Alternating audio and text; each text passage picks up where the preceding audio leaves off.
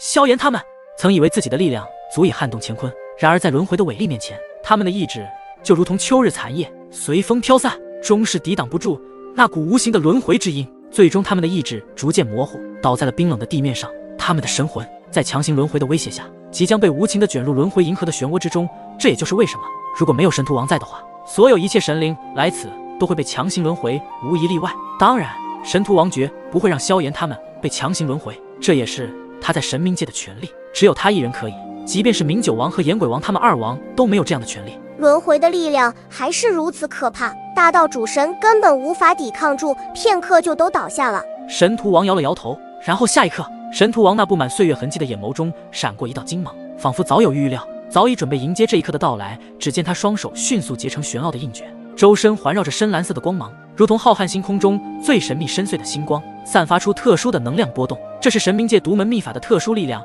紧接着他的嘴唇微动，低沉而古老的咒语声在四周回荡，每一个字都仿佛携带着千钧之力，仿佛能够震撼着9天之上高塔之上。随着神荼王咒语的进行，开始凝聚起一股股深蓝色的光束，它们汇聚成一个巨大的光球，悬浮在它的上空之中，散发着非常强大的特殊能量。深蓝色的光球周围空间似乎因其存在而开始扭曲，光线在其间不停地流转着，然后在神荼王的操控之下，上空处的深蓝色光球直接精准无误地射向不远处的黑色高塔之巅，那里的能量波动最为剧烈。深蓝色的光球所过之处，空气仿佛被撕裂，传来阵阵能量波动的声音，如同雷霆万钧，震撼人心。没有我的特殊咒印开启，你们肯定进不了丰都。不过你们还是先睡上一觉吧。神荼王的神情中透露出一股不容置疑的威严，他俯视着倒地的萧炎几人的身影，仿佛在审视着自己的子民一般。高塔之巅，深蓝色光球如同瀚海星空中最亮的星光，将四周的暗影尽数驱散。随着神荼王的一挥手间，深蓝色的光球膨胀，与那黑色高塔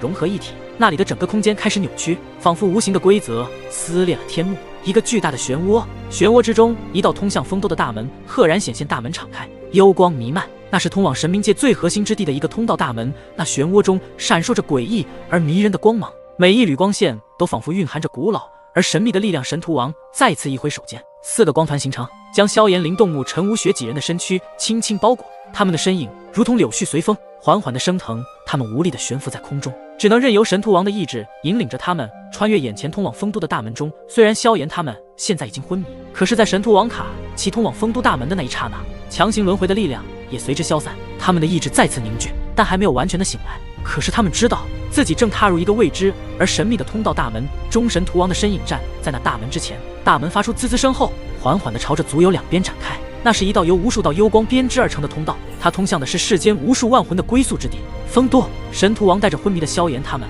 穿越了那道光芒闪烁的大门，进入了通往丰都的大门。通道内的世界朦胧而又神秘，光线似乎在这里失去了方向，一切都被笼罩在一层幽光的薄纱之下。随着神荼王他们一步步深入，那幽光开始变得浓郁，仿佛能够触摸到那幽光的实体。昏迷的萧炎他们能感觉到，在这片世界的空气中弥漫着一种沉重的气息，那是每个魂魄的最终归处，是万物陨落后所汇聚的特有气息。神荼王的步伐沉稳而有力的在通道中闪现般的穿梭，在他的身后，萧炎、林动木、陈无雪4道身躯被光团包裹，紧紧地跟随着，生怕迷失在这片幽光弥漫的通道世界中。神荼王的脸庞在幽光中显得若隐若现，他的目光深邃，目露通道的尽头方向，他的嘴角勾起一抹神秘的微笑。不知道当司神看到他们时会是什么样的反应。当年那场天古浩劫中神秘消失的那几位无上或许已经出现了，如今的大咒并非比想象的那般糟糕。神荼王心中自言自语的喃喃道，仿佛他已经洞悉了一些还未出现的事物。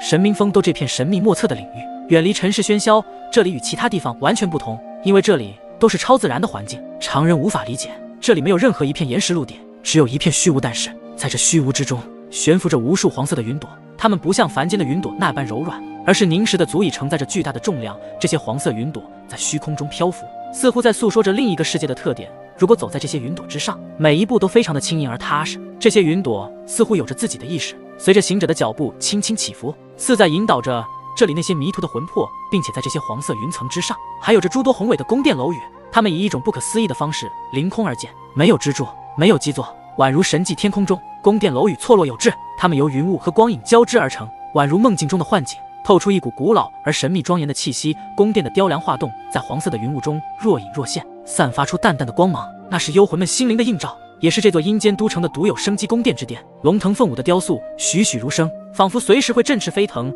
而且还有诸多大小不一的幽池静谧，池水清澈见底，倒映着那些宫殿的轮廓，却深不可测。幽池边还有连绵不绝的幽山，巍峨挺拔，山石间藤萝缠绕，显得古朴而神秘。四周不时有奇形怪状的幽魂飘过，他们的表情或宁静，或哀愁，或漠然。每个魂魄都有着自己的一段故事，每个故事都是一段尘世的回响。而在这些幽魂之间，还穿行着身着黑衣的使者，他们肩负着引导之责，行色匆匆，神情严肃。在这个超自然的世界里，丰都展现出了它独特之处。虽然没有阳光的温暖，没有大地的绿意，但这里有着属于世间万魂的世界秩序，一种超越了常人所能够理解范畴的宁静与肃穆。行走在这片超自然的空间里，萧炎他们感受到的不仅是视觉的震撼，更有心灵的触动。每一步都能听到云层中传来的历史的回响，每一次呼吸都能嗅到岁月的味道。在这里，时间仿佛凝固，空间无限延展，每个到来的魂魄都在寻找属于自己的归宿。而在这些黄色云朵之上，生活着一群非凡的存在，他们在云海中遨游，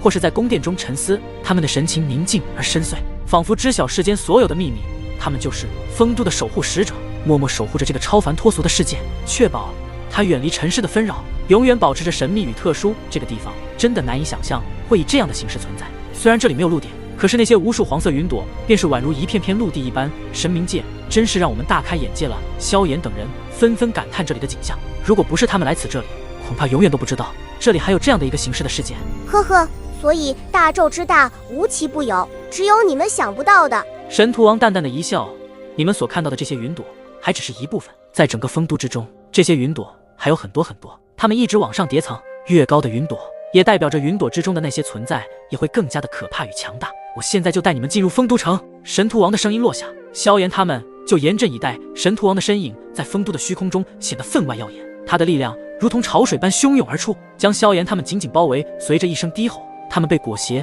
在他的力量之中，化作一道璀璨的光芒，直冲向云霄之巅。速度快的只能用光速来形容这一幕，宛如一颗流星划过长空，照亮了丰都的夜。周围的黄色云朵仿佛被这股力量所吸引，纷纷让道。而那些守护在云朵之上的丰都使者们，先是惊诧地望着这不速之客，他们的脸上露出了难以置信的表情。竟然有活人进入丰都！一名丰都使者喃喃自语，声音中充满了震惊。但当他们看清为首的正是神荼王时，原本的警惕与杀意瞬间消散，取而代之的是一种敬畏与尊重。神荼王虽然不属于丰都的王，可他的名号在丰都是极其的响亮，他的造化之境的力量与威严是被公认的，甚至连这些丰都的使者也不得不承认他的实力。如果硬要去比较的话，能够力压神荼王的，在整个神冥界之中，除了那消失的无上冥神之外，那便是通天司神以及风鬼仙神了。所以这些使者虽然是丰都的守护使者，但论实力还是不会比神荼王逊色一些。云霄之中，神荼王带着萧炎他们继续前行，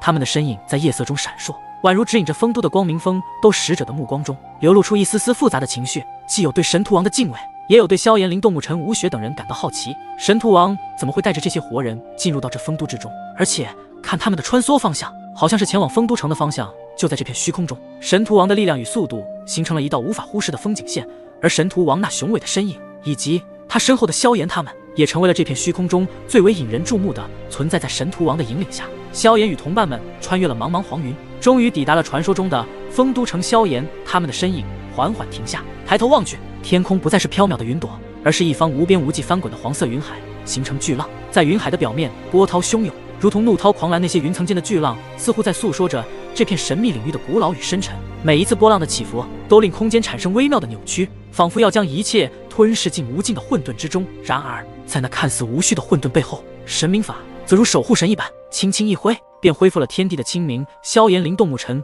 吴雪他们四人见状，不由得惊叹无比，他们的眼中充满了敬畏与好奇。丰都城的壮丽恢宏超乎了他们的想象，即便是最为胆大的他们，在这神迹般的景象前，也不禁感到心悸。神荼王站在他们的前方，他的目光深邃而凝重，即便是强如神荼王，当他来到丰都城的时候，都褪去了他原本的造化主神之势，因为这里乃是风鬼仙神、通天司神以及那传说中已经消失的无上冥神所在地。到了，这里就是丰都城了。神荼王的声音在云海的映衬下显得格外庄严，这里就是神冥界的最核心之地，丰都城吗？萧炎、灵动、沐尘他们久久未能回过神来，因为这里的一切在他们看来都是难以想象的存在，真是大开眼界了。大纣中还有这样的一个世界，他们不停地赞叹起来。在这格风都城之中，有着无数陨落后的万魂魂魄会先进入到这里，然后经过一系列的分配之后，再进行审判转世。但是我还没有接收到你亲朋好友的魂魄，我想应该还在这风都城之中。神荼王的目光看向萧炎，喃喃地说道。一路上他都在观察萧炎的心理变化，如此猜测出来，萧炎对自己的那些亲朋好友的魂魄非常的重视，甚至比自己的生命还重要。有了这样的一股支撑信念，才让他不断的以惊人的速度成长变强。这也是神荼王首次见到9大界之中有这样的一位人类成神后的表现。一听到自己的亲朋好友的魂魄还没有被分配审判转世，萧炎也立马的高兴几分。只要没有被审判转世，那么萧炎就可抓住这样的一次机会，将他们的魂魄全部复活。或许是知道了薰儿彩铃他们的魂魄还没有被分配出来，萧炎立马激动的出声道：神荼王前辈，那我们快进入丰都城吧，我想尽快找到他们的魂魄。知道萧炎的心中比较着急，神荼王也不再浪费时间，毕竟下一秒萧炎所在意的那些魂魄就会被分配出来，也说不定了。神荼王双手快速结印，一股神秘力量在他的掌心汇聚，如同一簇璀璨的星辰，在他深邃的眼眸中闪烁。神荼开路，丰都之门。他的声音沉稳而有力，随着话语的落下，天空中的云海突然翻滚起来，仿佛被某种无形的力量牵引，掀起滔天巨浪。这些巨浪相互碰撞融合，最终凝聚成一扇巨大的门扉。丰都之门它如同深渊一般，吸引着所有人的目光。这扇门乃是通往神冥界的最终之地，丰都城的通道，其中深邃而又神秘。它的出现伴随着阵阵阴风的呼啸，似乎连空间都变得扭曲起来。神荼王神色凝重，他知道丰都城中不仅有着无数亡魂，还有着潜藏的危险和未知的力量。他转过头，目光从萧炎、灵动木、陈无雪等人身上一一扫过，语气中带着不容置疑的严肃：你们等会进入丰都之门后，必须紧跟着我，一旦走散，你们在这万魂之地将面临无法想象的危险。萧炎他们听后不禁心中一凛，他们知道神荼王的话语不是危言耸听，而是出于对他们安全的考虑。毕竟这个地方可不是他们这些活人能够进入的地方。这一次要不是神荼王带着他们，恐怕连抵达这里的资格都没有，就会被丰都中的那些丰都使者击杀了。萧炎他们纷纷点头，表示会紧紧跟随，不敢有丝毫懈怠。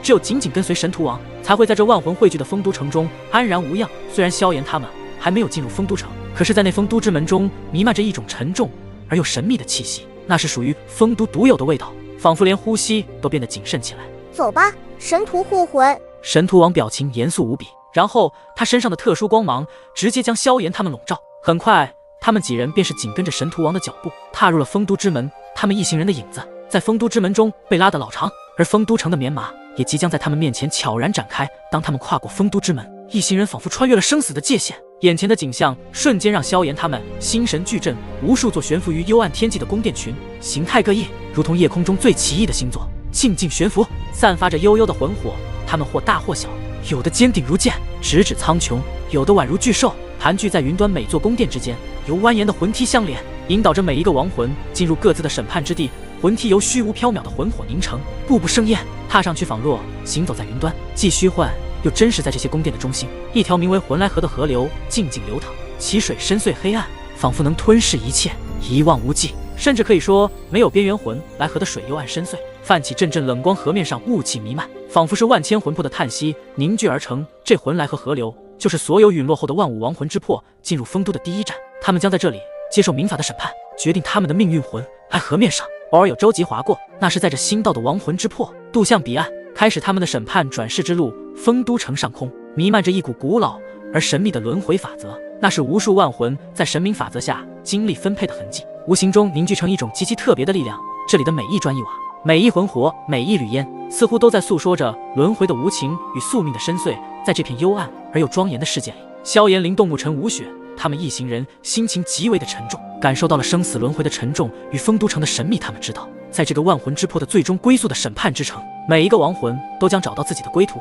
无论是转世为人，还是万物，还是留在更深层的神冥界中，这里都是那些万魂之魄的必经之路。在丰都城中，萧炎他们看到了无数万魂在此汇聚，在那魂来河中不断的出现，经历着命运的抉择与分配。那些万魂的故事在这里暂时画上句点，又在这里开启新的篇章。眼前的丰都城既是万魂的终结之地，也是新生的起点。这里的宫殿虽无声，却充满了无形的威严与庄严，每一座宫殿都像是在诉说着过去与未来的交织。而在这一切之上，轮回的气息如同永恒的守护，笼罩着这座神秘莫测的丰都之城。那就是魂来河吗？不知薰儿、彩铃他们的魂魄有没有已经来到这里了？萧炎双眼带着一丝凝重与担心，他生怕薛儿彩铃他们的魂魄已经进入第2站。刚刚萧炎他们也在神荼王的口中得知，魂来河是万魂汇聚的第1站，而第2站就是魂分灵。进入魂分灵的话，那就是那些魂魄要接受审判转世的各项分配，前往制定的地点。萧炎希望薛儿彩铃他们的魂魄还没有进入第2站，不然的话，想要复活他们就会减少一些机会。神荼王望着魂来河中越来越多的舟楫划过，